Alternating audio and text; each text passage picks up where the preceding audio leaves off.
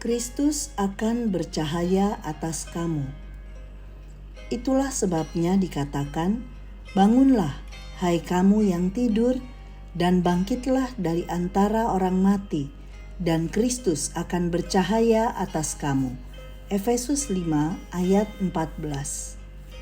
Sahabat Iktus, seorang Kristen seharusnya memancarkan terang Kristus bagi lingkungannya. Bagaimana ia hidup akan diperhatikan dengan seksama oleh setiap orang yang ada di sekitarnya. Kristen sejati adalah mereka yang bijaksana menggunakan waktunya dalam pimpinan Tuhan dan ditandai dengan kehidupan yang penuh sukacita.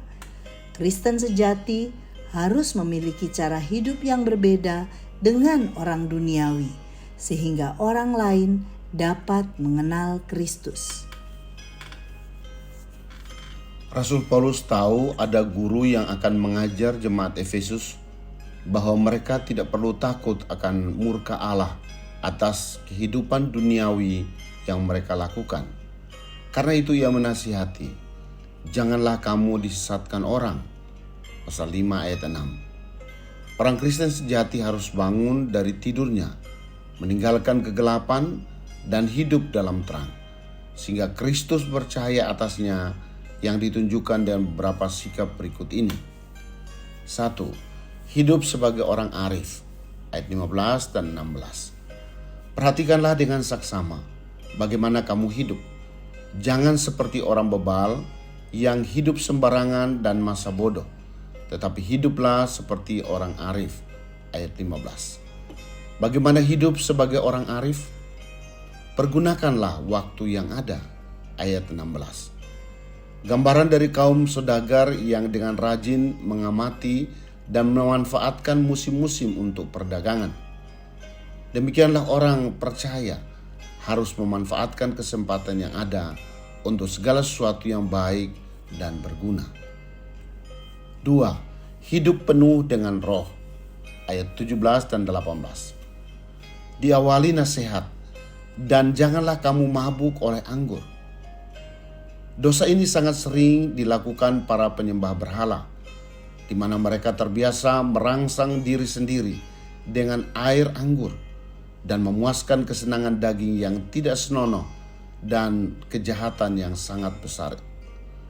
Dosa kemabukan bertolak belakang dengan perilaku sadar untuk mempergunakan waktu sebaik-baiknya.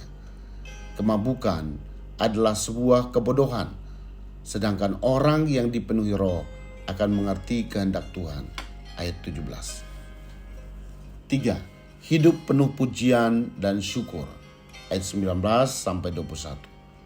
Orang-orang Romawi ketika berpesta pora dan mabuk biasanya mengumandangkan lagu-lagu untuk dewa Dionysus, dewa anggur. Tetapi sukacita orang Kristen haruslah kidung puji-pujian kepada Allah.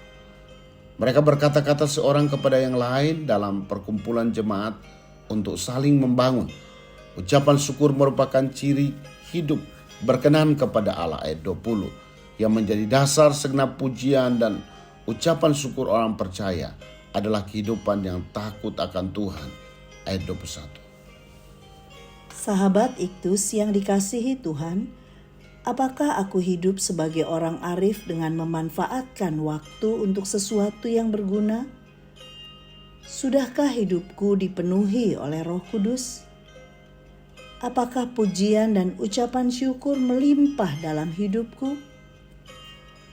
Tuhan Yesus, biarlah Engkau bercahaya dalam hidupku, sehingga melalui hidupku banyak orang dapat mengenal Engkau sebagai Tuhan dan Juru Selamat.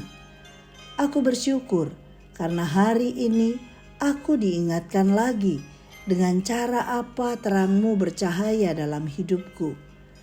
Tolong aku untuk bijaksana dalam memanfaatkan waktu. Penuhi aku dengan firman-Mu dan Roh Kudus-Mu yang menuntun hidupku. Biarlah mulutku dipenuhi pujian dan syukur hanya kepadamu, Yesus, dari waktu ke waktu. Amin. Orang bodoh membuang waktu percuma. Orang biasa menunda waktu, tetapi orang bijaksana memanfaatkan waktu. Kristuslah yang harus ku beri.